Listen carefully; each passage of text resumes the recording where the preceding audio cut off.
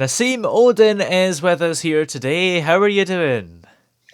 Good, good. Thank you for having me. Now, you've got a new book called The Sphere of Destiny. So, how would you describe that book?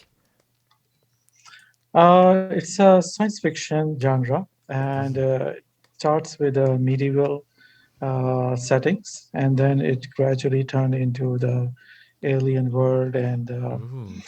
so I suppose that probably is the first time somebody has written a book in which the medieval world is connected with the science fiction, because Yeah. normally we see the books which starts from here, and then we go into the future. So in Mm. my case, the hero is basically moving from the past to further past, actually. Yeah. That's so interesting. How did you come up with the idea for the book? Actually, it was a I had an idea about the pyramids, and I'm Mm. actually have interest in the pyramids. So I was Yeah. reading about them for a very long time. First, I was thinking that who made that, Yeah. and then why the people made that, and then I realized that probably they are not that young. They are quite old Mm. structures. Yeah. So I started investigating to see what people have said about the pyramids, especially in the medieval world, in the Arabic literature. And then I found that there were many Egyptians, local Egyptian authors, historians, who mentioned that the pyramids were basically prehistoric structure, Mm. maybe pre-Adamite structures. Yeah. So I got interested, and then I see the timeline, and yeah, the story starts from there. Yeah. So, do you think the pyramids were built by aliens then, I take it? Actually, it's a hypothesis. So Ah. I place my book around this hypothesis. Yeah. I guess it's something that a lot of people don't believe because it was only last week I had somebody on talking about aliens and he believes that they exist, but I don't think he believed so far that they built the pyramids and stuff like that. Oh, yeah. Actually, you see, nobody has seen the aliens yet. Mm. We Yeah. don't know whether they exist or not. But this is called the fantasy genre, the wonder Yeah. literature. You just hypothesize something, and then start creating the world building, think Mm. about how the people are looking like, and more or less they are humans. Yeah. Yeah. And what is it about the pyramids that means that it must have been aliens that made them and not humans? Actually, it's the age of the structures, because Ah. uh, you see, we read in our history books Yeah. in the schools that the pyramids were made by Egyptians in something around 3000 BC, somewhere Yeah. around 3000 BC. And this date actually doesn't sound logical, because even in that age, people don't know how to lift the stones, huge stones. Mm. And we know what equipment they had. And so it doesn't sound logical to think Yeah. that so probably it's very ancient, and Mm. then the technology got lost, and the civilization starts again.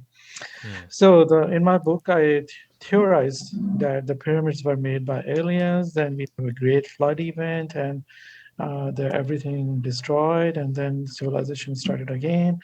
So in a way, the technology which was used was actually lost with the flood. Yeah. And 3000 BC, that's only like 5,000 years ago, right? So were humans that different? Yeah, exactly. Humans were not very different in that era. We know Mm. that the Greeks were there. We know about them, and Greeks had never mentioned that the pyramids were made by the Egyptians. Yeah. They mentioned that they were made by some race. For example, Herodotus, he mentioned that they were made by Indians. Yeah. And so they were also theorizing actually in that era that who made that. So So yeah, Yeah. we actually don't know who made it. It's so So interesting. what happened actually when I was researching and I found few Arab historians in the Egyptian region, they mentioned that the pyramids had the casing stones, and on those casing stones there were some writings, and in those writings it was mentioned that the pyramids were made when the constellation of the Cancer was this was the age of Cancer, and North Star was Star Vega. So I start using those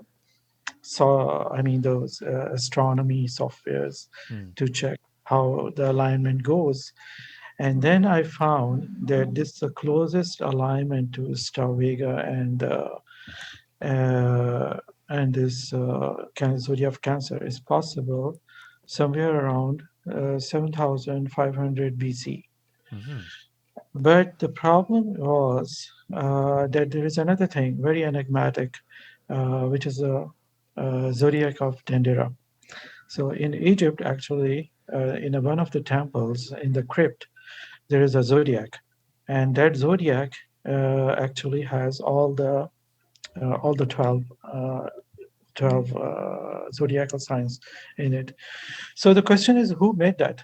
Yeah. If the human beings were that ancient and they don't have the technology and they can only see from the horizon, so to completely know that what constellation is appearing, you should have a life of around 25,900 years.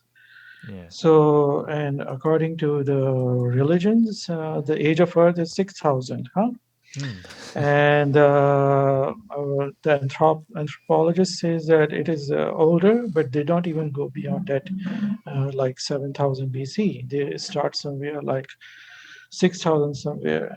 And then, so I was saying that one complete cycle of zodiac requires 25,900 years. And whoever started recording this information, he must have lived more than 25,900 years to record it correctly and confirm it, and then know that where to start from. So if you look into the zodiac of Dendera, you will see that the constellations were in a spiral. So the innermost was actually the zodiac of Cancer.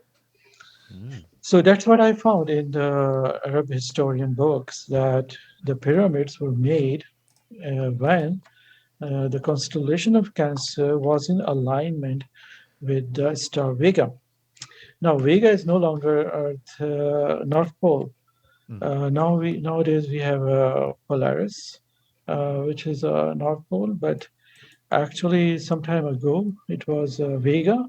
Yeah. And then I showed in my book basically that the hero actually went from Earth to a planet which is in the Vega system actually. So so the aliens actually arrived from Star Vega. They made the planets and then went back. And there is a reason they went back, which Hero found, and then he offered a solution, Yeah. And something it like that. yeah, and it's kind of random though, because why would a bunch of aliens want to come here and build pyramids? You see why a bunch of humans want to go on Mars? Because it is exactly the same thing. Why a bunch of humans want to go on the Mars? That's because we want an exploration. Yeah. So exactly, the aliens were exploring planet Earth, something like that. Yeah. And what would be the most motivating thing to explore? I mean, if we want to go to the moon, huh? And we Yeah. think that moon has some kind of a fuel. So similarly, the aliens actually exploring for looking for all kind of fuel or minerals or rare metals, something like that. Yeah. And what was I going to ask? Oh, yeah. Do you think that aliens, well, we are descendants of aliens, maybe, or some animals are? Not really. Actually, I never went in that direction because I could have gone there, but I don't have any linkage for this kind of a theory. So I I didn't go for it. But I simply suggested that the life on Earth is different from the life in the planet Lyra, actually, which from where they came from. So their Yeah. genetic structure is different. And then they got an Earth-based disease, basically, those aliens. And they were struggling with the cure, but they don't want to come back to Earth because they had a fear that they might get the disease again. Mm. Yeah. And this book, The Sphere of Destiny, how long did it take you to come up with? Actually, it took me 20 minutes to think about this Wow. theory, but not the complete, just a sketch. Yeah. Because I was going through COVID 19 lockdown, Yeah. and I was just thinking to write something science fiction. And then I say, okay, why not? The aliens are coming. Maybe there's a disease, and that's why they went. They didn't think about coming back.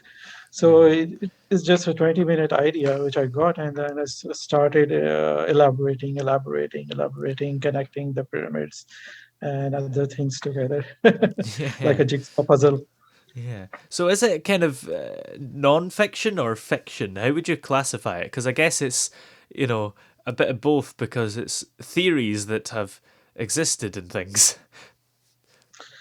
Yes, actually, when I was writing, I'm not a science fiction writer, actually. This is my first Mm. book. So I took some online classes, and Yeah. for example, from David Farland and Mm. John Truby. They are they are very famous for the screenwriting and novel writing. Yeah. And they suggest that if you want to write a nice novel, then you should connect it to some myth. Mm. So we have a myth of Egyptian religion, huh? Yeah. Egyptology and everything, in which we have Hathor and Osiris and Horus. So I actually connected those elements with earth-based elements, if you can say that, okay, for a moment. So I connected those elements and just pushed them over the sky Yeah. into another planet. Mm. Yeah. So how did you get into writing originally then? uh, Literary writing is not my forte. Mm. Actually, I'm always afraid of writing something Yeah. in English. Mhm. But I decided to write because I saw so many science fiction, and I didn't like their gloves and the premise, and Yeah. they were being sold, huh? Mm. So I said that why not I write something? Maybe people like it. Yeah. So just trying to see, I mean, just going through an experiment at the moment. Yeah. Yeah, absolutely. And you've also got another book called The Cure for Stars. What's that book about? Because I didn't think stars needed a cure. So basically, it's a trilogy. So the Yeah. first book is Sphere of Destiny. Second is Cure for Stars, Ooh. and third is Revenge of Hathor. Mm. So the story is actually the story arc is actually moving in all three books. So Mm. if you read book one, you will not understand the complete story unless you read book two and three as well. Yeah. And so the story arc is quite big. Uh, so basically, the hero he saw when he saw that the aliens were suffering from a disease, he offered a cure. Yeah. And the aliens realized that they cannot go to Earth because of a fear that they will contract the disease. Hmm. They agreed that, okay, the human can go and bring the cure back. So they created a wormhole and sent the human back to bring the cure. But actually, another alien jumped into it Yeah. or maybe like sucked into the wormhole, and he's following the human, stopping him. So this is basically the cure for the stars, search for cure for the stars. Yeah. And the third book is actually when they come back to the alien planet, and then they have their struggle there in the Hmm. alien planet. Yeah. And is the third book out yet then? No, third book Hmm. I'm still writing, Hmm. and it's a bit complex actually. Oh. Yeah. And complex books can be good though, right? Yeah, you have to see. I Yeah. have to say I can't say much at the moment. Okay. Yeah. And what kind of language do you think aliens speak? Is it the kind of weird thing that you always see in movies that's like really hard to translate? Oh, actually, I constructed the whole story on the Egyptian culture or the Uh, Egyptology and ancient Egyptian, huh? hmm, So in my book, the aliens are basically speaking the ancient Egyptian language. So I showed that the both Egyptian hieroglyphs hmm, and ancient and the alien Lyrian language actually, they hmm, are connected. So it's so the ancient Egyptian is kind of an archaic form yeah, of the Lyrian language because Lyrians were more advanced compared to the humans. So hmm, for them, it's kind of an archaic language which was spoken at the earth, but they can understand and translate. yeah, definitely. And what do you find so interesting about aliens and things like that? Well, when I was writing, had a feeling like I can construct any kind of a world, huh? I Yeah. can think about anything and just make it use my imagination and construct anything. So it wasn't like a feeling of creation. Yeah. I have a feeling like I'm creating something, Hmm. uh, but uh, but it depends on your imagination. If you're a reader who has a good imagination and when you Yeah. read those passages, you may like it. Yeah. My language is not very, what I say, very literary or very good. Actually, it's very simple language. Hmm. Uh, it's so anyone can read it and understand it, but you need a strong imagination to appreciate the book. Yeah. Yeah. And do you think that in our lifetimes, maybe, that we will discover life on other planets and in other solar systems? Mm, well, it's a complex question. Yeah. It has many aspects. Actually, life in the nearest planetary planets or in the you say the solar system based on Yeah. the solar, I mean the planets near the sun. I Hmm. don't think there's any life here Yeah. except in Earth. So you have to go further away. But I mean, how do we reach there? That's the thing. Hmm. So there can be life, of course. I think that there is a quite possibility that there's a life in other planets. Yeah. But the thing is, how do you reach? Yeah. Too far. I don't think it's within the 10 light years or something. It should be Hmm. further away. I mean, it's just a guess. I mean, it's my Yeah. assumption. Yeah. And how sophisticated do you think these lives will be? Are we talking microbes or human like powerful people? Yes, I think if you call something a life, which is like an intelligent life, which can Hmm. communicate, I think that's a possibility Yeah. that such a life is there. Yeah. And how's the third book coming along then? Do you know roughly when it will be out? Third book is still in the writing, and Yeah. I had many outlines. Then I changed it. I wrote the Hmm. full chapters. Then I changed them. So I am still not sure, but actually, I I targeted that it should be released somewhere in February. Ah, And so my project is actually spanning over now a year and a half. Basically, I wow. started last year in September, Hmm. and I was thinking the plan was to write all three books and made them Yeah. available with a gap of a month. So I already released book one and two, and the third Hmm. one is actually taking some time. So I was still fixing the storyline, and because that book is the end of the whole trilogy, and it has some other dimensions because Alien World has its own has its own atmosphere, its own religion, and Yeah. a value system.